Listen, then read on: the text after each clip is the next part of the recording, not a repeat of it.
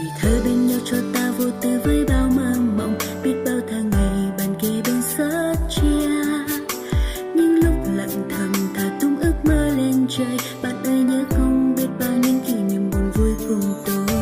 Tuổi thơ thần tiên biết bao tiếng cười, biết bao nỗi buồn bạn và tôi có